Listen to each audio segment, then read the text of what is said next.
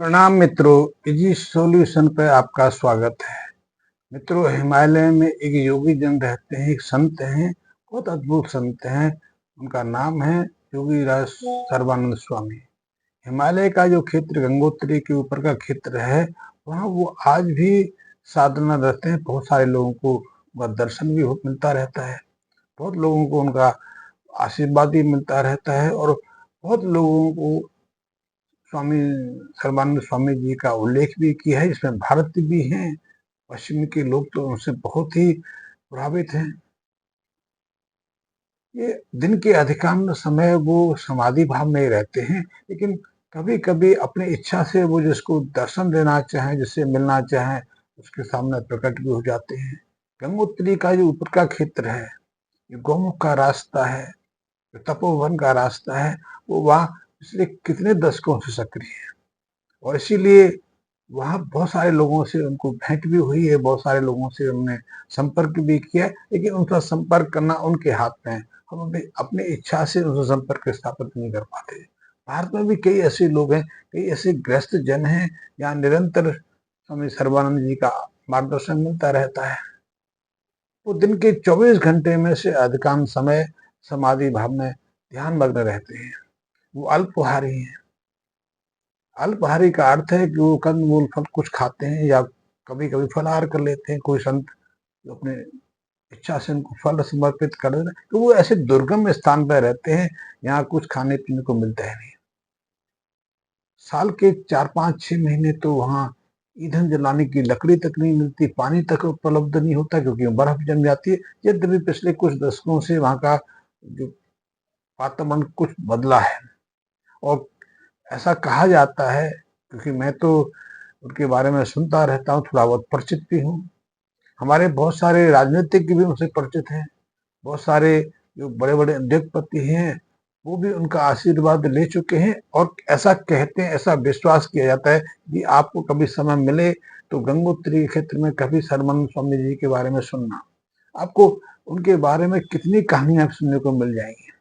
अभी एक तपोवनी माई थी जो काफी समय तपोवन यानी कि गंगोत्री से ऊपर का जो क्षेत्र है, तब गौमुख से भी ऊपर का जो क्षेत्र है, वहाँ कई वर्ष तक साधना करती रही। पहले वो गंगोत्री में साधना करती रहती थी, तो तपोवन माई से भी उनके विषय में काफी कुछ पता चल सकता था। अब तो उन्होंने शरीर त्याग दिया, लेकिन पुराने कई ऐसे साधु संत अभी भी गंगोत्री के आसपास आपको मिल जाएंगे, जिनसे आपको सर्वानंद स्वामी जी के बारे में जानकारी मिल जाए। पश्चिम के कई ऐसे विद्वानों ने, कई ऐसे जो नियमित तीर्थ करने आते थे, कई ऐसे लेखक जिन्होंने अपने पुस्तकों में स्वामी सर्वानंद जी का जिक्र किया है, तो प्रसिद्ध संत हैं और लोगों का भरोसा है, विश्वास है कि यदि उनको आशीर्वाद मिल जाए, उनके चरणों में प्रणाम करने का अवसर मिल जाए, तो बहुत सारी जो जटिल व्याधियां हैं, कष्टमय व्याधियां हैं, उनसे सहजता से मुक्ति मिल जाती है।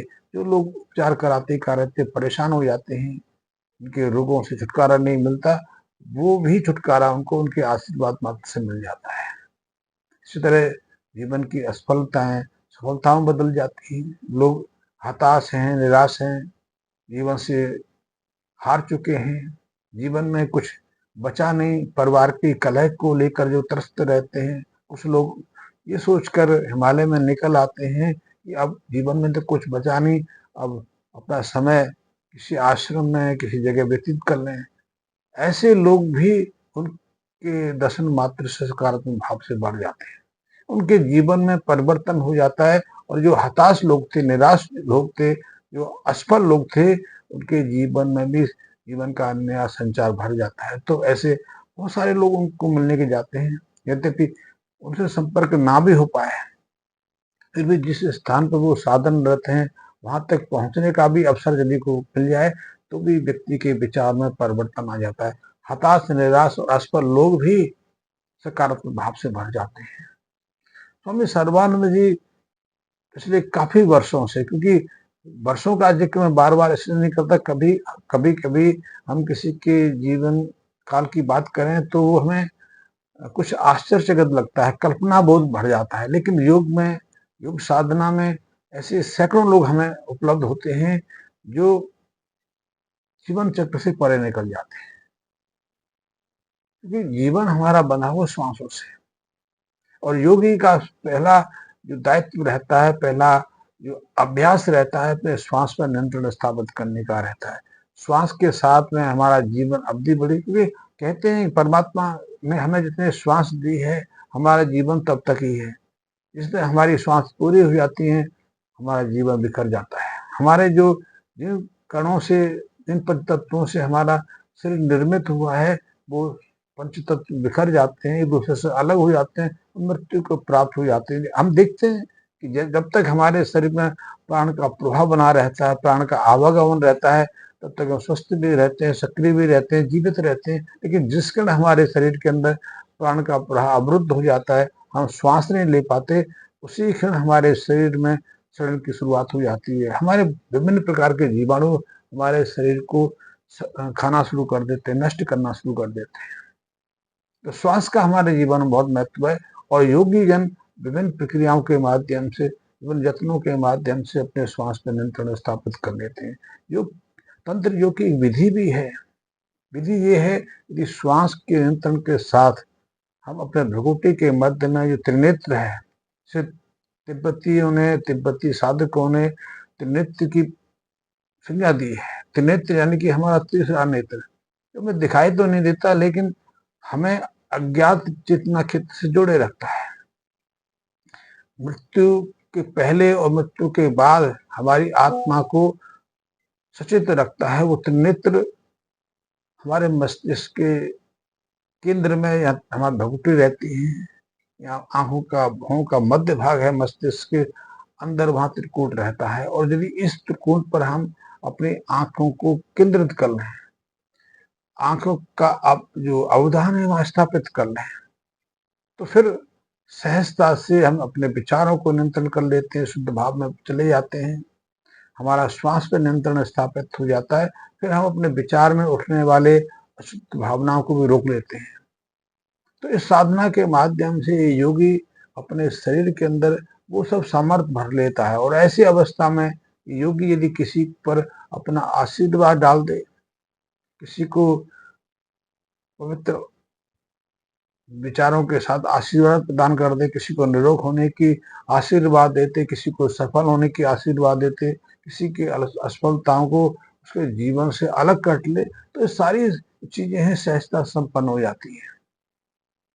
इसीलिए योगी जी की प्रसिद्धि भारत से लेकर पश्चिम के कई देशों तक है। पश्चिम से कई लोग, चाहे वो फ्रांस के रहे हों, चाहे वो जर्मन से हैं, थाईलैंड, नीदरलैंड से, कई उनके शिष्य जो है नियमित रूप से हर वर्ष चारों धाम की यात्रा, खास करके गंगोत्री यात्रा पर निकलते हैं। उनसे बहुत लोग परिचित हैं जो वहां से नियमित रूप से आते हैं। कईयों ने तो अपने स्थान भी बना दिए, कई ऐसे विदेशी हैं जिन्होंने अपने सहयोग से कई गुफाओं का निर्माण करा है, जो गुफाएं अभी भी गंगोत्री से ऊपर के जो क्षेत्र हैं, जैसे हम गौमुख तो खैर अब इतना ज्यादा प्रसिद्ध नहीं रहा, क्योंकि गौमुख किस समय रहता था। अब तो गौमुख का स्थान ही गंगोत्री से करीब 25 किलोमीटर दूर हट गया। अन्यथा 2-3 दशक पहले तक गंगोत्री का जो उद्गम स्थान था, जो गंगा का जो उद्गम स्थान था, मात्र 13-14 किलोमीटर था। अब ग्लेशियर पिघल जाने के कारण और कई कारणों से, जिसमें क्लाइमेटिक वेरिएशन है, क्लाइमेटिक बदल, इन कारणों से अब वो जो गंगा का उद्गम स्थल है वो भी पीछे खिसक गया है। और वहां पहले 8 महीने बर्फ रहती थी, चारों तरफ बर्फ का साम्राज्य रहता था, कई तरह के जीव भी वहां विद्वान रहते थे, कई तरह की वनस्पतियां थी। गंगोत्री से ऊपर का जो क्षेत्र है, जिसे हम भोजबासा कहते थे, या भोजपत्र के वृक्ष होते थे, अब तो वो गायब ही हो गए, क्योंकि वहां का वातावरण ही परिवर्तित हो गया। ग्लेशियर पिघल गए, वहां 8 महीने बर्फ की जगह 8 महीने सूखा पड़ता है, गर्मी पड़ती है, तापमान बढ़ गया है, बर्फ पिघलने लगी है, ग्लेशियर गायब हो। तो इस सब के कारण अब ये स्थल तो नहीं है, लेकिन फिर भी उन स्थानों में, उन गोपनीय जगहों पर कई ऐसी जगह हैं, यहाँ कई गुफाओं का निर्माण इन पश्चिमी जगत के लोगों ने किया है। और वहाँ कई संत जनों के लिए, कई साधना साधक जो वहाँ रहते हैं, योगी जन वहाँ निरंतर तप में लगे रहते हैं, उनकी सुख सुविधा के लिए। क्योंकि कुछ जन हैं जो 8 महीने 1 साल वहीं रहते हैं, सर्दियों में वहीं रहते हैं। सर्दियों में तो जब गंगोत्री का रास्ता ही अवरुद्ध हो जाता है, तो ऐसे में गंगोत्री से ऊपर 25, 30, 50 किलोमीटर दूर जो योगी जन साधनरत हैं, उनके लिए कुछ व्यवस्थाएं करना। सर्दी के 6 महीने तक उनके लिए खाद्यान्न में दाल चावल का की व्यवस्था करना, मिट्टी के तेल। अब तो मिट्टी के तेल की जरूरत नहीं रहती, लेकिन किस समय मिट्टी के तेल की जरूरत रहती तो मिट्टी का तेल उनको उपलब्ध कराना। और मिट्टी का तेल तो कम जब तापमान रहता है तो पात्रों से रिस जाता है, तो विशेष पात्रों का उपलब्ध करना। अभी तो गैस सिलेंडर है, तो उन सिलेंडरों को भी -3 डिग्री पर, 5 डिग्री पर सुरक्षित रखना, तो उसकी व्यवस्था। और गंगोत्री से उन स्थानों तक एक गैस के सिलेंडर को पहुंचाने का खर्चा ज्यादा है, गैस के सिलेंडर का खर्चा कम है। गैस का सिलेंडर तो 1000-1200 रुपये के आसपास उत्तरकाशी मिल जाता है, लेकिन उत्तरकाशी से गौमुख से ऊपर उसको पहुंचाने का खर्चा 10 से 15 हजार रुपये पड़ जाता है। तो उन स्थानों तक एक गैस का सिलेंडर पहुंचाने का खर्चा भी 25 हजार के आसपास हो जाता है।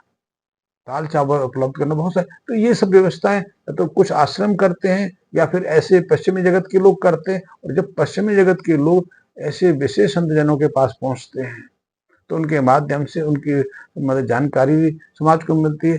भारत के लोग कम रुचि रखते हैं, भारत के लोग कुछ सीमित केंद्रों तक ही जाते हैं। यद्यपि भारत के कुछ लोग हैं जो विशेष रुचि इनमें लगते हैं, लेकिन जब ऐसे संत जनों की जानकारी पश्चिमी जगत में प्रकाशित होती है, तो पश्चिमी जगत में जो भारतीय रहते हैं और इनकी रुचि ऐसे संत जनों के प्रति है, तो वो आकर्षित होते हैं, भारत लौटते हैं तो वो विशेष स्थान पर जाते हैं। तो ऐसे ही प्रसिद्ध जन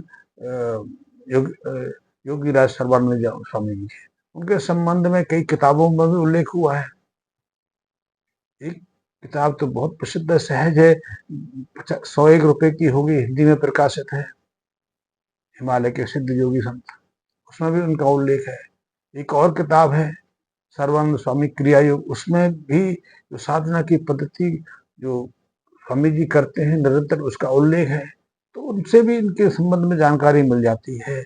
और जो जो इच्छुक लोग हैं, जो जो उसे दर्शन करना चाहते हैं, बड़े प्रयाग से गंगोत्री से ऊपर आप लाल बाग या भुजबासा जाओगे, वहां से ऊपर यदि कोई मार्गदर्शक मिल जाए, कोई संत, वैसे इनकी जानकारी आपको गंगोत्री में मिल सकती है, उत्तरकाशी के आसपास ही मिल जाती है। कुछ आश्रमों में कई ऐसे संत जन आपको मिल जाएंगे, योगी जन मिल जाएंगे, जो उनके बारे में जानकारी। ऐसे बहुत और भी दूसरे संत हैं जिनकी जानकारी मैं समय समय में देता रहूँ, लेकिन जो असफल हैं, रोग ग्रसित हैं, जीवन से त्रस्त हो गए, जीवन में असफलता देख के जीवन से अब अलग होना चाहते हैं, जीवन से भागना चाहते हैं, तो ऐसे लोगों के लिए ऐसे संत जनों का आशीर्वाद तो मिल ही सकता है।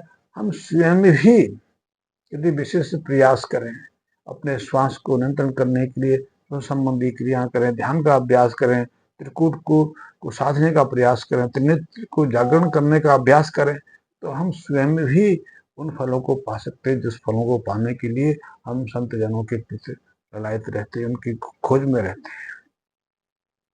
तो ये सहज साधना है, तंत्र आधारित योग तंत्र की बहुत सहज प्रक्रिया है त्रिकूट को सिद्ध करना। क्रिया योग पद्धति का भी एक विशेष आयाम है। क्रिया योग पद्धति में त्रिकूट को जागरण करना, नेत्र पर अपने दोनों आंखों को केंद्रित करना, अवधान को सिद्ध करना साधनिक साधना का विशेष क्रिया है।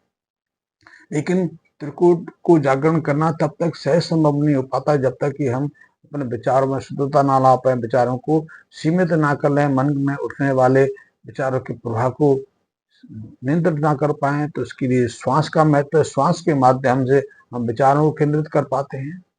श्वास के माध्यम से जो हम निरंतर बहुत सारी ऊर्जा को व्यय करते रहते हैं, उसको सीमित कर पाते हैं। तो श्वास का नियंत्रण, श्वास के माध्यम से हृदय की गति का नियंत्रण, श्वास के माध्यम से विचारों को केंद्रित, और विचार जब केंद्रित होते हैं तब तो हमारा अवधान, हमारे नेत्र त्रिनेत्र के स्थान पर केंद्रित होते हैं। उसके माध्यम से भी हम जीवन की असफलताएं या फिर ऐसे रोग जो हमारे ठीक नहीं हो पा रहे हैं, हम इलाज करा के परेशान, जब जीवन की बहुत सारी समस्याएँ हैं, इससे मुक्ति प्राप्त कर सकते हैं। तो मैं थोड़ी-सी जानकारी दी, आपको अच्छा लगा हो, तो उस संबंध में मुझे मैसेज बॉक्स में अवश्य सूचित करना। धन्यवाद।